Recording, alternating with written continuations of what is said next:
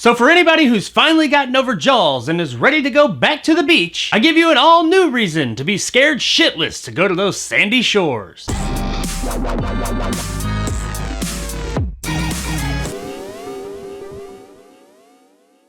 The Beach House, sounds like a Lifetime movie, is brought to us by director Jeffrey A. Brown and stars Liana Libretto as Emily and Noah LaGrosse as Randall, a young couple who's trying to get away from it all and figure things out while vacationing at Randall's dad's beach house. Upon arriving, they find that some of Randall's dad's friends, Mitch and Jane, are already vacationing in the house. Not to be deterred by this and the fact that the house is big enough for everybody, they decide to all stay there and vacation together. One night after dinner and a few too many recreational substances, they start to notice an odd glow coming from the ocean outside. As they watch, this glow starts to spread across the land, and they make the assumption that it's algae bloom. Upon waking up the next morning, things start to get a little odd. Jane is acting really weird, Mitch is nowhere to be found, and Randall is starting to feel a bit under the weather. And from here, we find that that wasn't just some algae bloom coming out from the water, but instead something that is actively attacking us land dwellers. And our characters have to fight for survival amongst an unknown foe. The Beach House takes its time for you to get to know its characters and world for the first 30 minutes. There's not a whole lot going as far as the main core story is concerned in this first 30 minutes, but there is a ton of development of not only the characters but the world that they're in. This was very appreciated for this kind of movie because what is to come later in the movie, if we didn't have this character development, it really wouldn't be nearly as impactful as it is. And even though this first 30 minutes is a bit slower, it is still very interesting and does a really good job of maintaining an ominous atmosphere. You don't know what, but the whole time you feel like just something's off. And that's really not just even in the beginning. The whole entire runtime, there's just like always something looming over our characters. It's very effective and makes you feel very uncomfortable through the entirety of the movie. This is a small contained story, but within a broader world that this is all going on in. You get a few glimpses, but you don't ever really see what's happening to the rest of the world. It is all about these characters and what's happening to them in the moment. Speaking of the characters, they are one of the strongest points of the movie and definitely what make it work. There's some neat ideas and imagery in this movie, but without these great performances we got from the main four characters, it just wouldn't have worked at all. Everybody here does a really good job, and I commend them all for giving very subtle yet not understated performances. They're all very believable performances, and for the most part, their reactions to situations are very believable as well. No dumbass running upstairs to get out of the house when the monster's chasing you shit here. No, they make fairly good choices for the most part, given the information they have at the time. The overall story kept me very engaged as it divvied out little details as it went along, and I constantly wanted to know more and see where it was going. The story is genuinely scary because what the characters are running away from is somewhat within a realm of believability. And even more so than that, the fact that there's just seemingly no way to get away from this thing. I mean, really, it's in the air. How do you battle it? It is somewhat topical, especially considering everything that's going on in the world right now in 2020. There's very few CGI effects in this movie that I can pick out. The vast majority of what's going on here is practical, and it all looks really good. And by really good, I mean gross. At its heart, this is a horror movie, and while it doesn't have a ton of gore, when the gore is on, it is really gooey, icky, and nasty. There's a scene involving a character's foot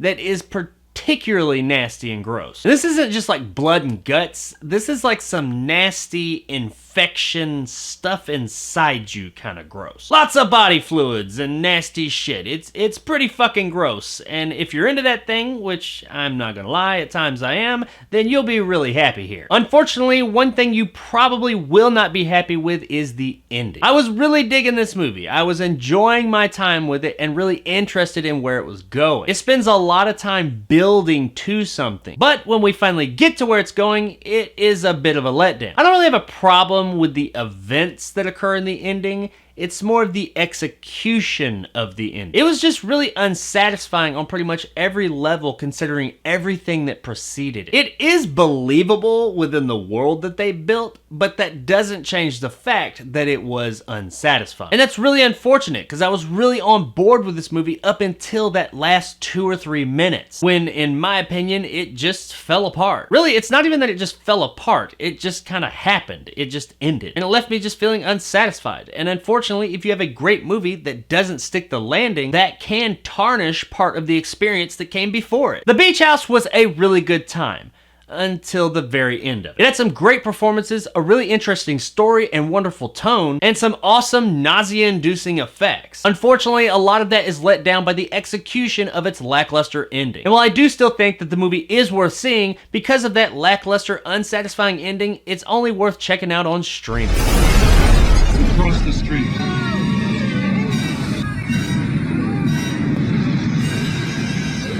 I was really into this movie, so that makes the ending that much more disappointing. But like I said, I do think that the movie is still worth checking out. So if you're looking for an interesting pseudo-body horror-ish movie for the night, check The Beach House out. I don't think you'll be too disappointed until the ending, that is. So there it is, guys, my review of The Beach House. If you enjoyed, want more content like this, hit that subscribe button and help my little channel grow. If you liked what I had to say, give me a like. If not, let me know in the comments below why. And as always, stay sexy, Miami.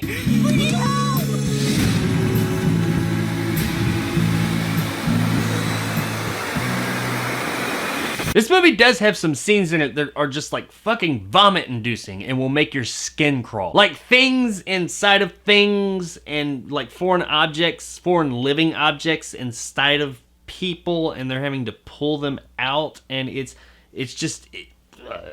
like nauseatingly gross. Now, I don't get grossed out a lot, but the shit like that really freaks me out. I've always had this fear of some type of like worms and pinworms and tapeworms and shit like that getting in me. That shit just really freaks me the fuck out. And this movie totally plays to that. If you have any type of fear like that or anxiety about that kind of thing, this movie is absolutely going to play on that. I mean, like it's bad. It's real bad. If it bothers you, you're not.